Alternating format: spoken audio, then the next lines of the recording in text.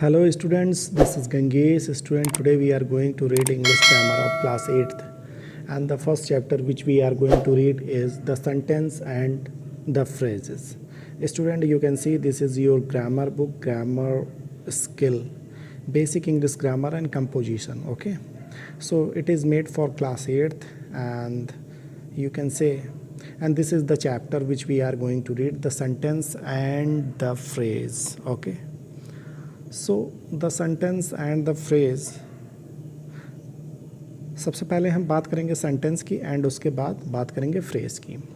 Okay, तो पहले देख लेते हैं सेंटेंस कहते किसे हैं। व्हेन वी स्पीक और राइट, जब हम कुछ बोलते हैं या हम कुछ लिखते हैं, वी यूज़ वर्ड्स। कुछ ऐसे वर्ड्स होते हैं ना जो अल्फ़ाबेट लेटर से बनते हैं, कुछ वर्ड वैसे वर्ड्स होते हैं। अगर हम बोलते हैं या लिखते हैं तो उनमें वर्ड्स के हेल्प से ही तो लिखते हैं। We generally use the words in group. हम ग्रुप्स में ही वर्ड लिखते हैं, क्योंकि ये अगर देखिए तो एक वर्ड हो गया, दो वर्ड हो गए, तीन वर्ड हो गया, तो ये ग्रुप ऑफ वर्ड्स है। Example, fame is like bubbles on water. Okay, तो ये पूरा एक fame is like bubbles on water, तो ये सब वर्ड्स के ग्रुप्स हो गए। Okay, A group of word that make complete sense is called a sentence. इसका मतलब एक ऐसा ग्रुप वर्ड्स का जिसका सेंस क्लियर हो, जिस सेंटेंस का मीनिंग क्लियर हो, अर्थ क्लियर हो, उसको हम क्या बोलते हैं? सेंटेंस बोलते हैं। Remember, a sentence always begins with a capital letter. अब कोई भी सेंटेंस होगा वो हमेशा कैपिटल लेटर से बिगिन होगा। जैसे ये देखिए, इसमें ए कैपिटल लेटर में है। Ends with a full stop, उसकी एंडिंग फुल स्टॉप से होगी। देखिए यहाँ पे फुल स्टॉप भी है generally. Okay, kinds of sentence. अब हम देखते हैं, आप देख लिए कि एक सेंटेंस स्टार्ट कैपिटल लेटर से होगा और उसकी एंडिंग किससे होगी? फुल स्टॉप से होगी। ओके, अब यहाँ पे काइंड्स ऑफ सेंटेंस देखते हैं, डिक्लेरेटिव और असर्टिव सेंटेंस। सबसे पहले हम देखते हैं डिक्लेरेटिव और असर्टिव सेंटेंस। डिक्लेरेटिव सेंटेंस क्या होता है? ए sentence that makes a sentence statement. एक ऐसा सेंटेंस जो क्या होता है, जो क्या बनाता है? स्टेटमेंट बनाता है। और असर्सन मतलब ये होता है कि आप किसी चीज़ को कोई स्टेटमेंट के ही सेंस में असर्सन भी होता है। इट्स कॉल्ड ए डिक्लेरेटिव और असर्टिव सेंटेंस। इट मीन्स जब आप सिंपल सेंटेंस बोलते हैं, ठीक है, तो उसे क्या बोलते हैं? डिक्लेरेटिव और असर्टिव सेंटेंस। एग्जाम्पल में देख लेते हैं, the bucket is full of water. It means बाल्टी वो फुल ऑफ वाटर से है। तो ये देख रहे हैं ना कि किस तरीके से ये सेंटेंस नॉर्मल सेंटेंस की तरह है। ही जम्प्ड इनटू द वॉल, तो ये भी सेंटेंस आप देख रहे हैं कि किस तरीके से नॉर्मल सेंटेंस की तरह है। उसने नदी कुएं में कूदा। ओके, तो इसमें आप देख रहे हैं, इसमें कोई आप ना ऑर्डर दे रहे हैं ना रिक्वेस्ट कर रहे हैं, कोई नहीं, एक जनरल स्टेटमेंट आप बता रहे हैं। अब इंटेरोगेटिव सेंटेंस सेकंड में अगर आप जाएंगे तो यहाँ पे देखेंगे कि आप इंटेरोगेटिव सेंटेंस के बारे में, ए sentence that ask A question is called N interrogative sentence. उसे इंटेरोगेटिव सेंटेंस बोलते हैं। हाउ डू यू डू, देखिए क्वेश्चन पूछने का काम कर रहा है। वेयर आर दे, तो remember interrogative sentence have a question mark. देखिए यहाँ पे एक क्वेश्चन मार्क होता है इंटेरोगेटिव सेंटेंस में, एट द एंड पे ही है। Imperative sentence a sentence that expresses a command or an entreaty is called an imperative sentence. अब एंट्रेटी का यहाँ भी सिंपल ये होता है, जैसे आप किसी से किसी काम करने के लिए जो विनती करते हैं या किसी को कोई आदेश देते हैं, तो वैसे सेंटेंस जब बोले जाते हैं तो उसे इम्परेटिव सेंटेंस बोलते हैं। ओके, लेट हर कम इन, उसे अंदर आने दो, तो अंदर आने दो, किसी ने ये कहा है किसी से, मतलब उसने एक तरीके से ऑर्डर दिया है, कमांड दिया है, तो ये आपका इम्परेटिव सेंटेंस है। Always respect your Elder. अब यहाँ पे क्या हो रहा है कि आप देख रहे हैं ना कि यहाँ पे एक तरीके से आप रिस्पेक्ट देने की बात कर रहे हैं। ओके, तो यहाँ पे एंट्रिटी का सेंस आ रहा है कि आप कुछ किसी से विनती करने का या किसी को रिस्पेक्ट देने का, ठीक है, बात कर रहे हैं। अब exclamatory sentence, a sentence that expresses strong feelings. अब एक कोई ऐसा सेंटेंस जो स्ट्रॉन्ग फीलिंग को एक्सप्रेस करे, वैसे सेंटेंस को क्या बोलते हैं? Exclamatory sentence. ओके, अब देखिए, oh it is too hot today, आज बहुत गर्मी है। तो ओ, ये जो सेंटेंस है ये क्या है? ये वर्ड है ओ, ये क्या है? एक्सक्लामेटरी। ओके, अलास, अब यहाँ पे alas the man died yesterday, वो आदमी कल मर गया। तो इसमें अलास जो है हाय के सेंस में होता है कि अरे क्या बताऊँ ऐसा हो गया, तो ये एक दुख के सेंस में होता है।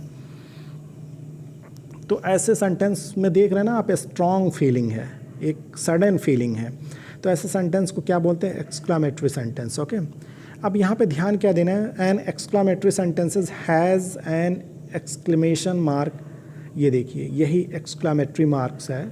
ओके, एक्सक्लामेशन मार्क यही है, वो एंड पे होता है। यहाँ पे देखिए एंड पे है ना, तो ऐसे सेंटेंस को हम पहचान जाते हैं कि ये एक्सक्लामेटरी सेंटेंस है, ठीक है, with the help of exclamation mark. Okay, अब देखिए सेंटेंस तो हमने समझ लिया कौन कौन से सेंटेंस थे। यहाँ से देखते हैं declarative sentence, interrogative sentence, imperative sentence, exclamatory sentence.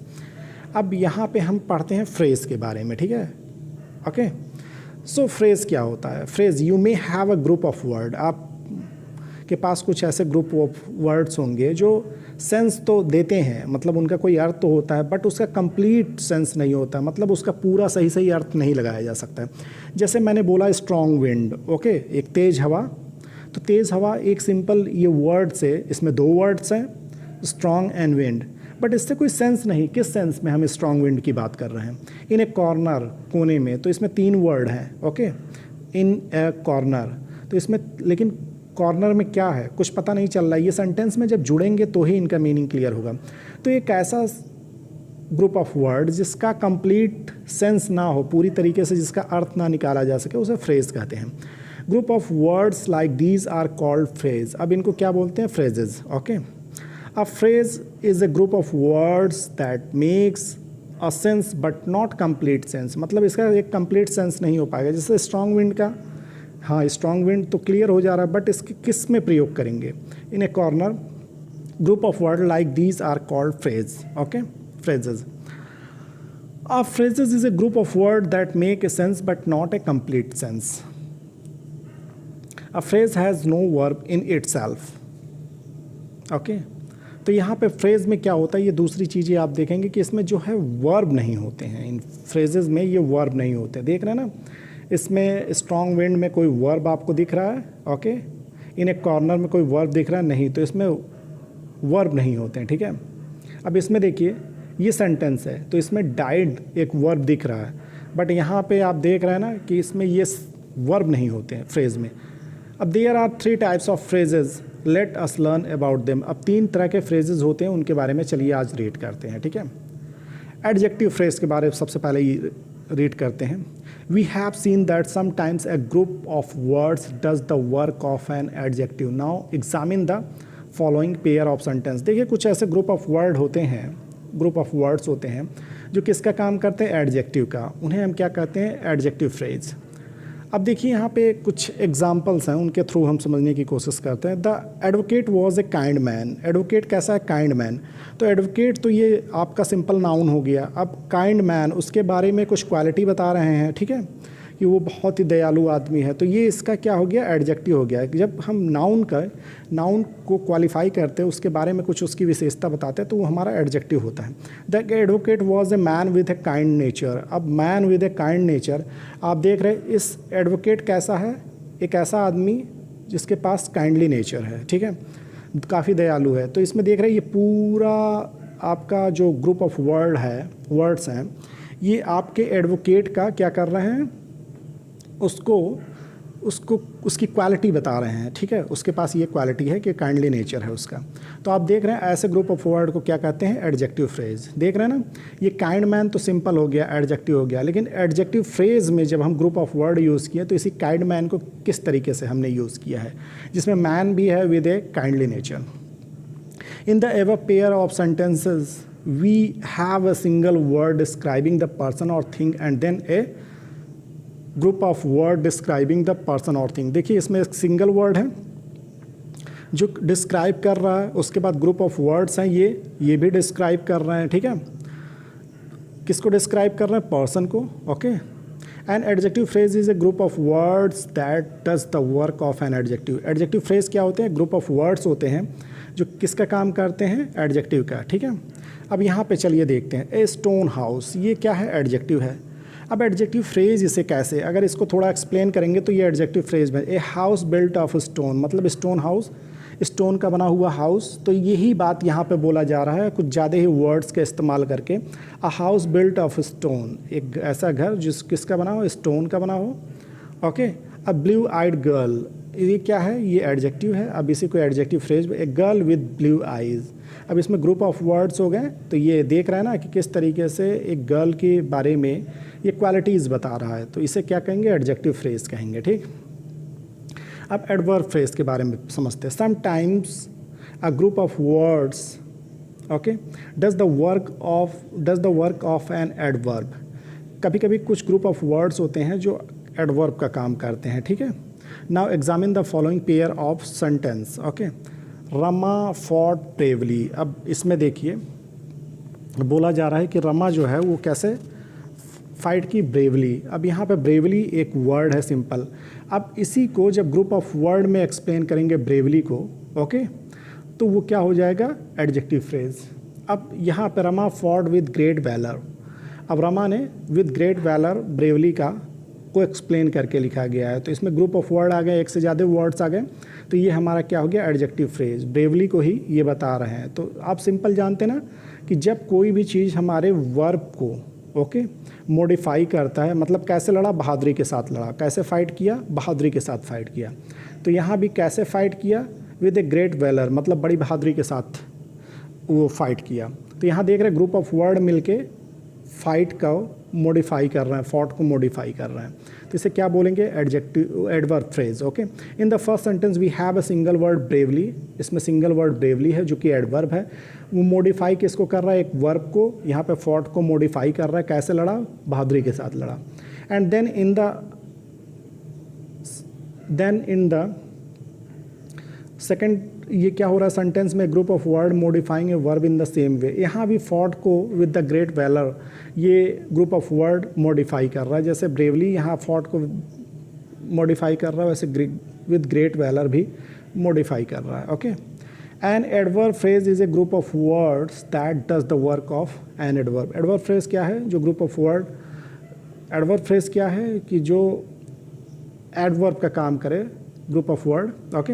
अब यहाँ पे देख लेते हैं क्विकली। क्विकली क्या है, with great speed, okay. Quickly को अगर सिंपल वर्ड है, अगर इसको थोड़ा एक्सप्लेन करते हैं तो बहुत जल्दी में, बहुत तेज़ी में, तो with a great speed, okay. Everywhere, in all places. Everywhere का मतलब सभी जगहों पे, तो इन ऑल प्लेसेस थोड़ा एक्सप्लेन किया, ग्रुप ऑफ वर्ड आया, तो इसी एडवर्ब को हमने, क्योंकि ये एडवर्ब ऑफ प्लेस है, ये एडवर्ब ऑफ मैनर है, तो इसको किस तरीके से आप एक्सप्लेन करते हैं कुछ वर्ड्स में, तो ये क्या हो गया, एडवर्ब फ्रेज, ओके। अब चलिए देखते हैं नाउन फ्रेज को, देख ले। Examine the following pair of sentence. अब देखिए यहाँ पे कुछ सेंटेंस है। The girl want something. Girl क्या चाहती है, कुछ चाहती है, तो वांट यहाँ पे क्या हो गया, यहाँ पे आप सिंपल देख रहे हैं कि यहाँ पे ये वांट्स जो है वो वर्ब है, समथिंग क्या है, नाउन है, ठीक है। The girl wants to play table tennis. अब यहाँ पे प्ले क्या है, वांट क्या है, यहाँ पे वर्ब है, टू प्ले यहाँ पे देख रहे हैं इन्फिनिटिव है, टेबल टेनिस यहाँ पे क्या है, नाउन है। तो ये नाउन के बारे में, the word something is a noun and it is the object of the verb. अब यहाँ पे समथिंग क्या है, ये नाउन है, ऑब्जेक्ट ऑफ द वर्ब, ये किसका ऑब्जेक्ट है, वांट्स का, वांट्स के बाद आया हुआ है, तो ये उसका ऑब्जेक्ट है। Similarly in the second sentence the group of word table tennis. दूसरे में टेबल टेनिस क्या है, is the object of the verb want. Table tennis want का ऑब्जेक्ट है, देखिए वांट्स पहले आ गया, उसके बाद टेबल टेनिस आया है। Hence this group of word does the work of a noun. अब इन ग्रुप ऑफ वर्ड ये क्या करते हैं कि ये नाउन का काम करते हैं। The group of words table tennis is there for a noun phrase. अब टेबल टेनिस यहाँ पे क्या हो गया कि आपको एक से ज़्यादा वर्ड्स हो गए, तो ये क्या हो गया, यहाँ पे नाउन फ्रेज हो गया, okay. A noun phrase is a group of words, okay, that does the work of a noun.